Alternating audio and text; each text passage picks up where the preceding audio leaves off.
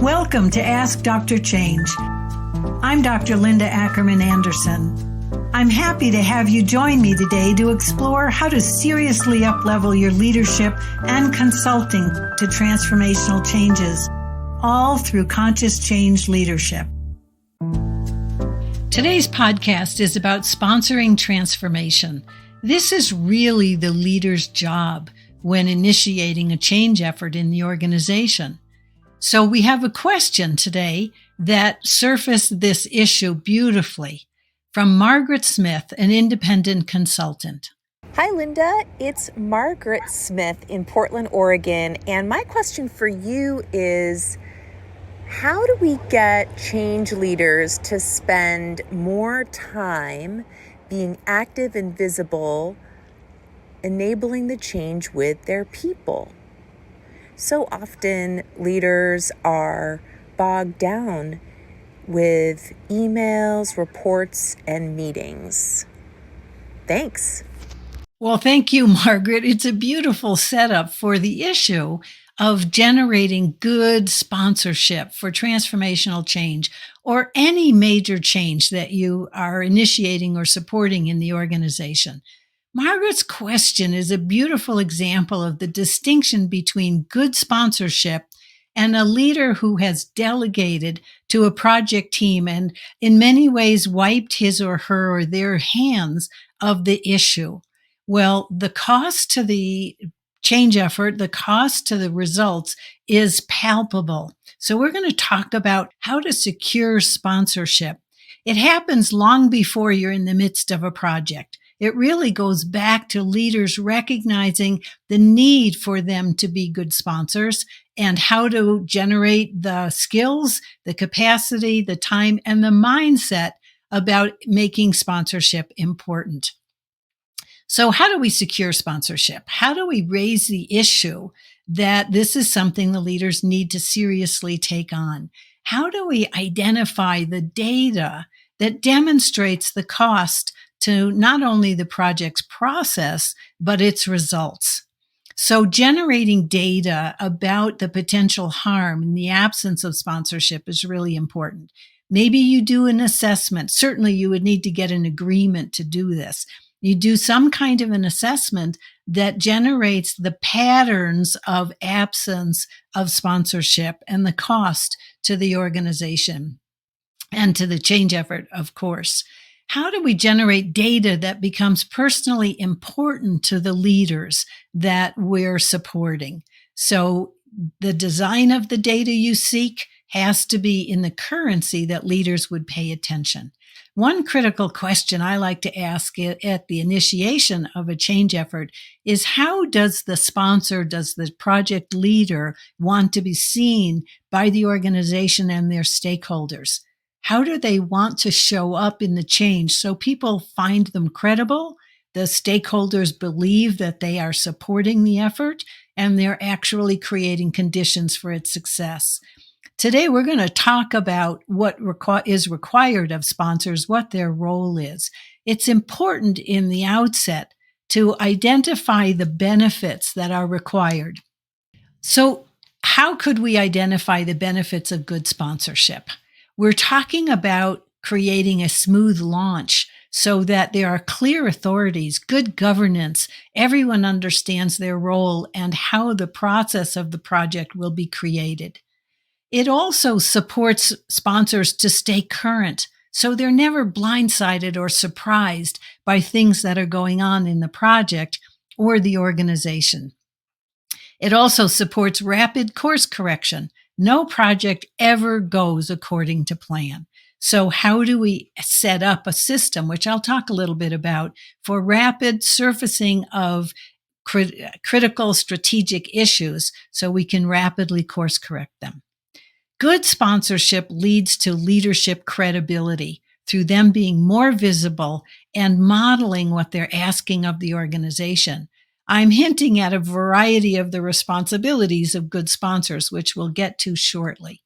Another benefit, acceleration of results, acceleration of the process, And above and beyond that, less redos, which are so costly to the organization when sponsors are staying on top of and engaged in what's happening. Bottom line benefit, better and more sustainable results.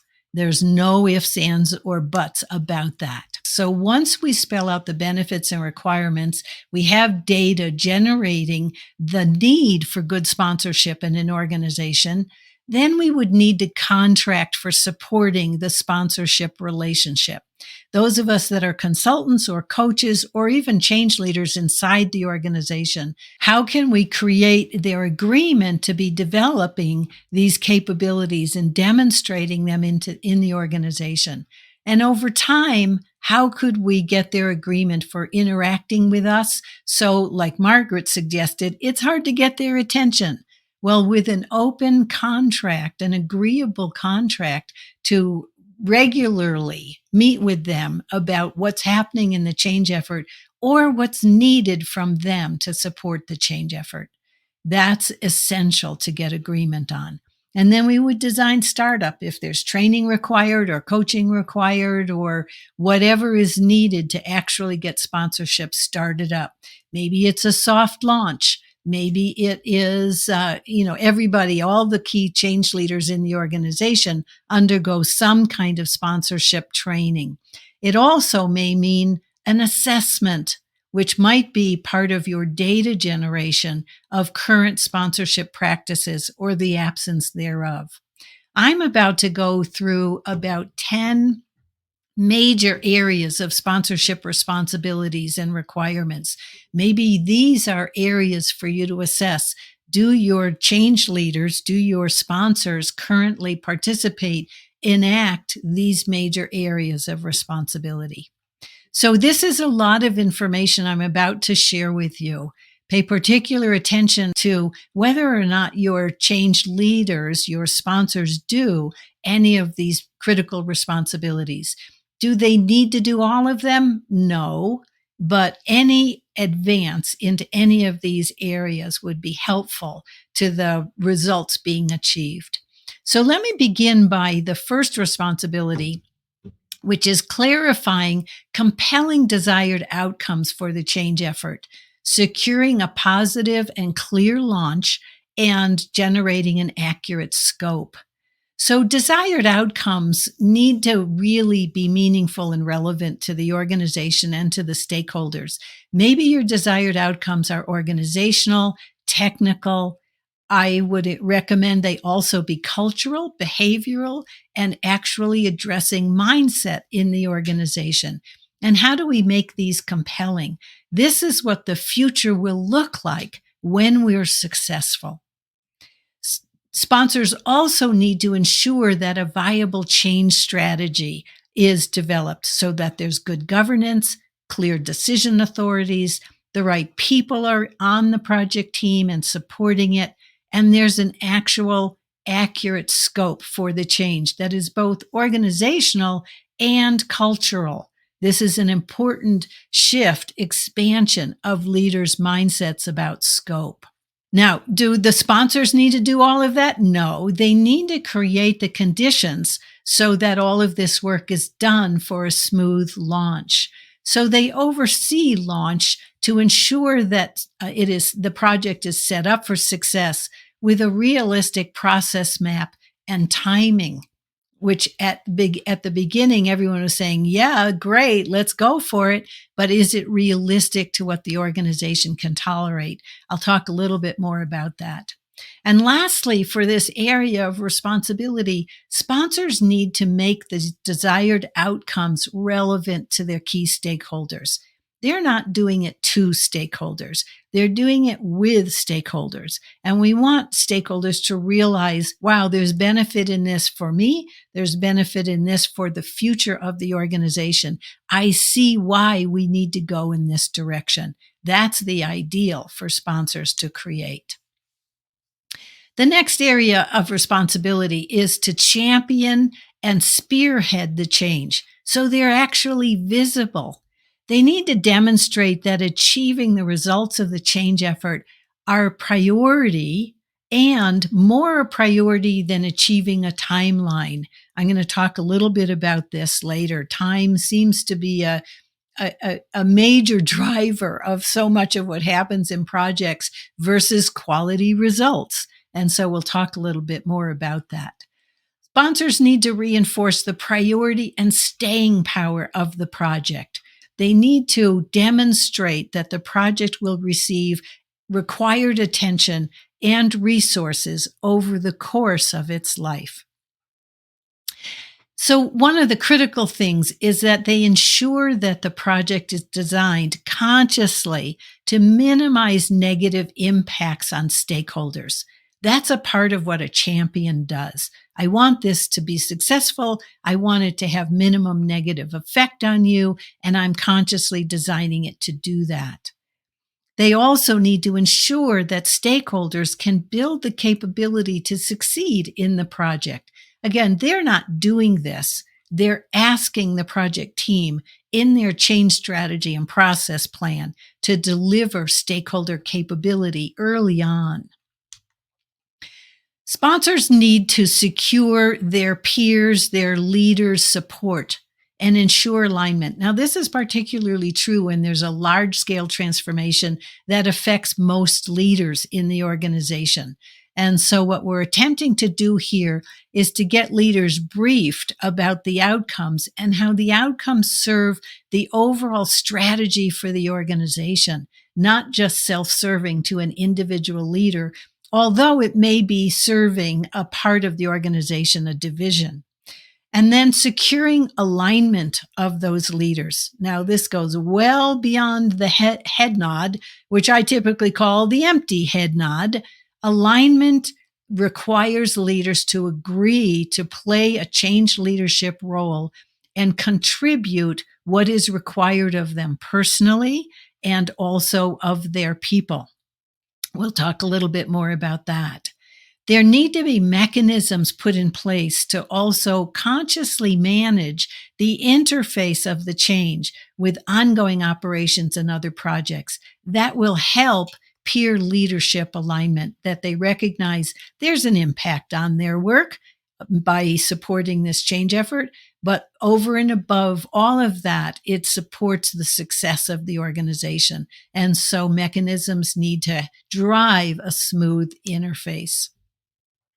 Now, part of what I've been describing is sponsors setting up conditions for success. We've done a whole podcast on conditions for success, really worth your time and attention. So sponsors need to ask that and then support conditions and factors that have to be known from the beginning so that the project can succeed. So if you think back on your history with this organization, what are the kinds of things that must be in place for the change effort to be successful? Is it resources? Is it timing? Is it attention? Is it communications? What has to be in place for this to work? So we consciously go after identifying them, communicating them, really establishing them in the organization, and then the sponsor modeling their support of the conditions for success over time. If adjustments need to be made, we make adjustments because even conditions for success might not be able to be fulfilled throughout the life cycle of the change effort. So sponsors need to stay on top. Are we set up for success? Doing so adds enormously to their credibility. It becomes obvious that the sponsor is really invested in this change effort working. So to do so, one of the most important conditions for success is committing adequate resources. And part of that is truly understanding the full scope of the change that requires resources. And so resources might be budget, people, technology, their time and attention. There could be all kinds of things that are necessary to support the change effort. Sponsors also need to adjust resources up and down as required because they're staying in touch with what's needed in the organization for the change effort to succeed. So providing resources is also an adjustable strategy. One of the most important things is sponsors supporting project teams to be staffed with the best people. Now, that's not just the content experts, which is very typical. It's also change leadership skill, project management, change management, process design, certainly the content expertise, but also how about expertise in stakeholder engagement strategies, in culture change, in change communications that really compel people to understand and invest. All of these skills need to be in one way or another embedded in your project plan, and the sponsor can ask for that. The sponsor also needs to monitor or be informed about resources that are actually matching the need over time, because again, it fluctuates. And so adjusting resources in real time, very powerful symbol message to the organization.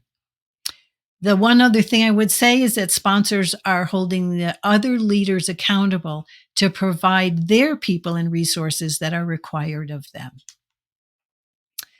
So, one of the most important issues in change is capacity.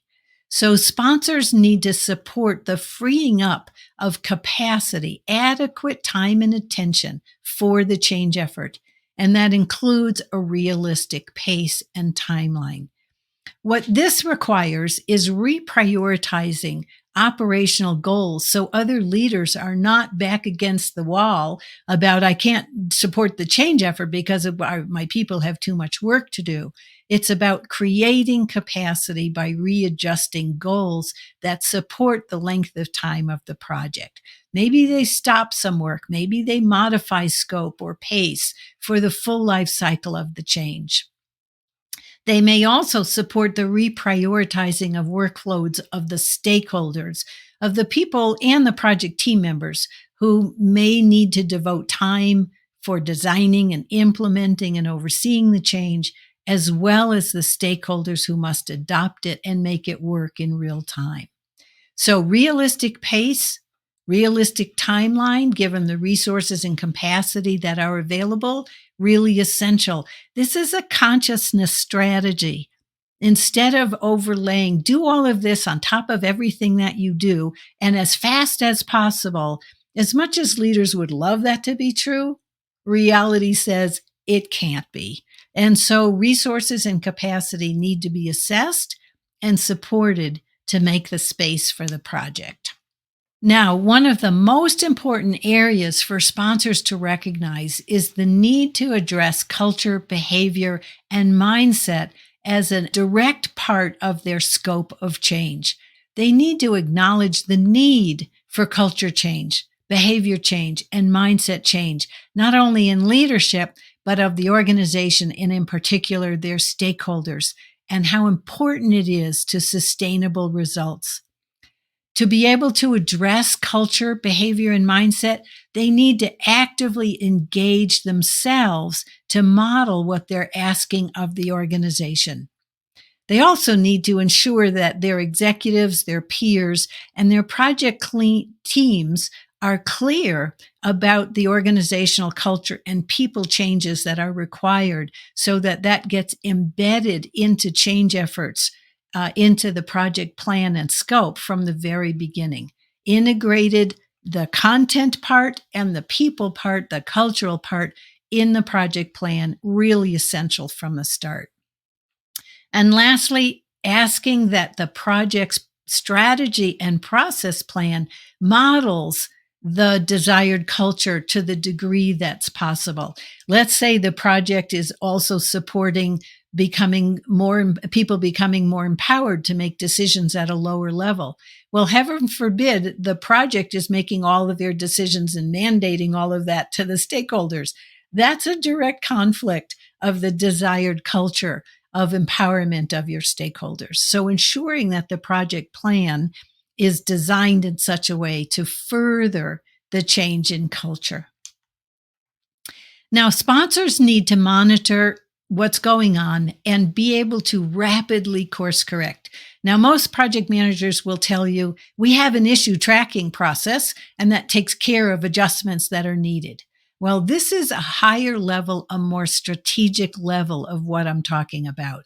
We need reporting mechanisms so that sponsors stay informed about design and implementation, about how stakeholders are doing, about changes in culture, behavior, and mindset.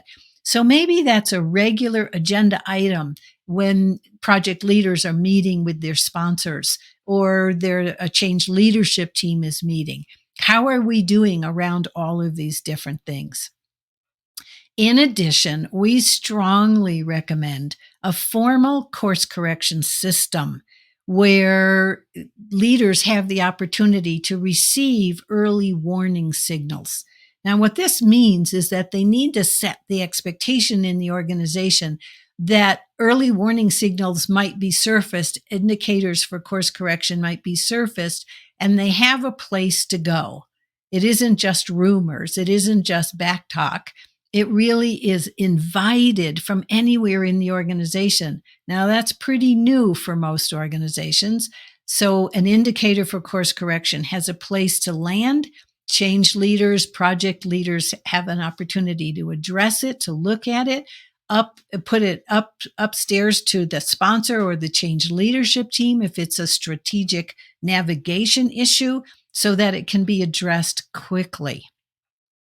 Sponsors also need to hold their change leaders accountable for fulfilling their agreements all the way until results. This is a course correction strategy because most leaders, they're busy people. They want to get on with their own work, but they've made an aligned agreement to play a change leadership role. So sponsors keep their feet to the fire, so to speak, holding them accountable to support the results of the change effort. Now, sponsors also need to ensure effective stakeholder engagement and good communications.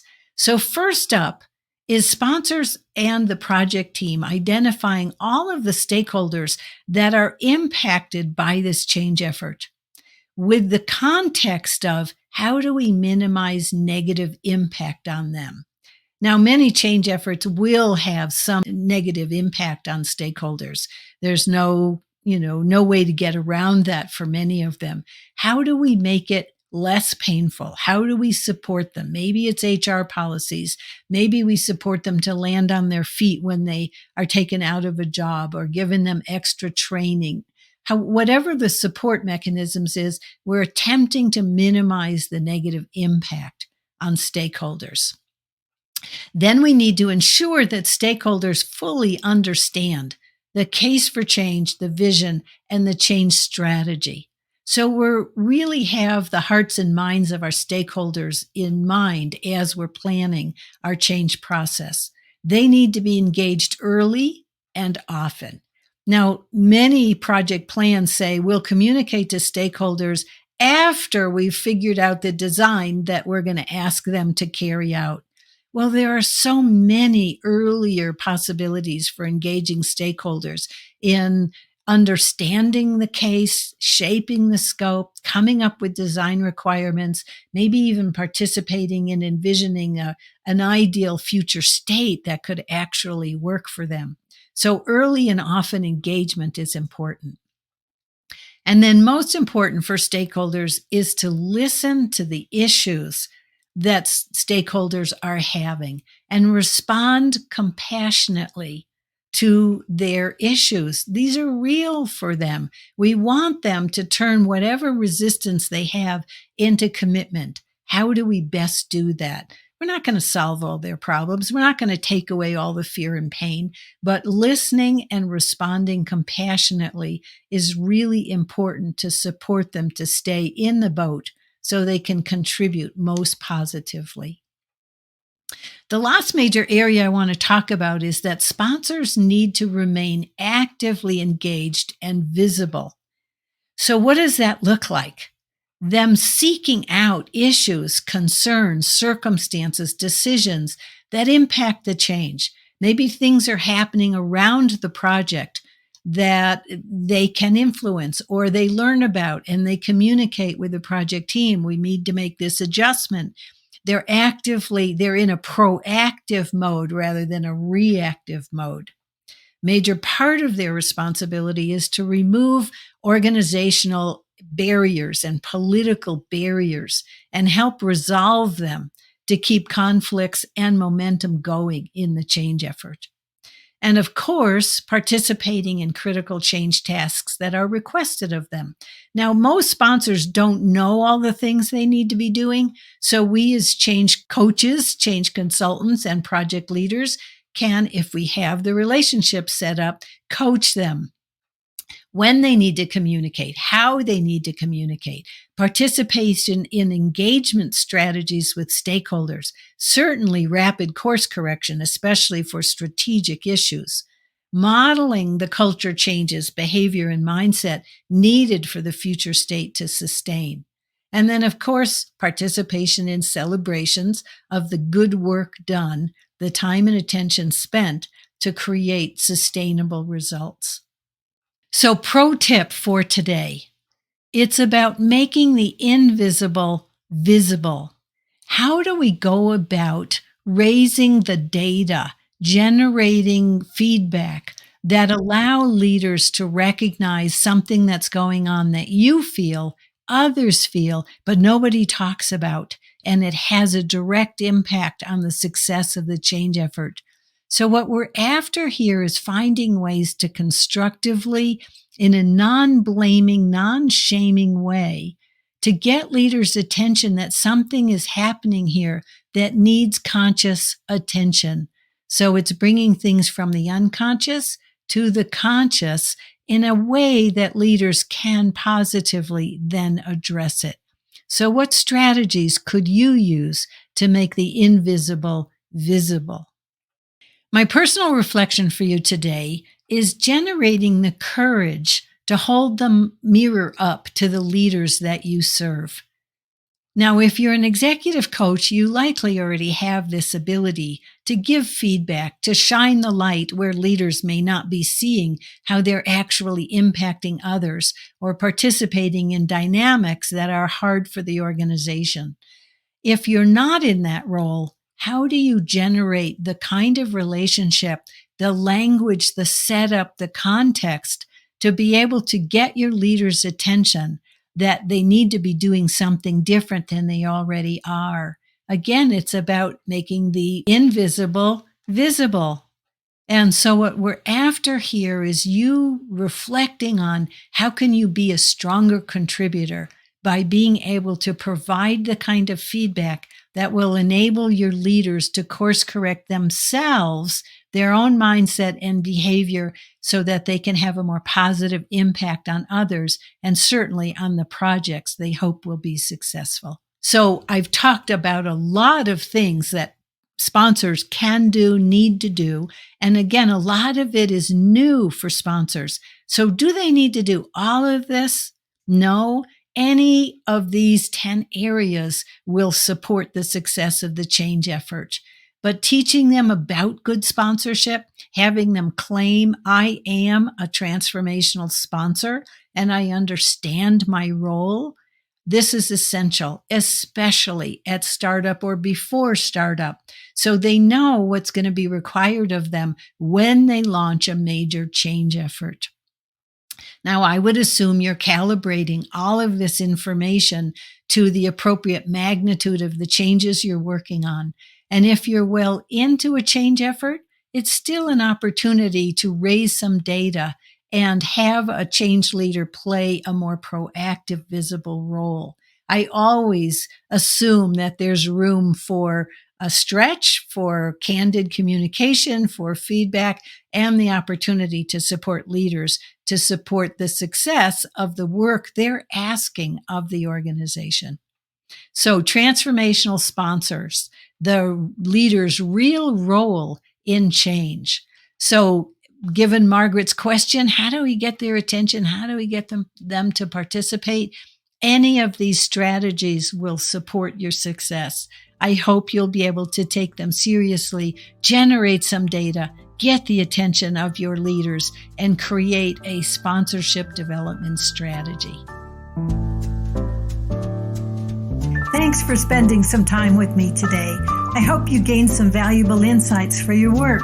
Please send me your questions and challenges by going to askdrchange.com.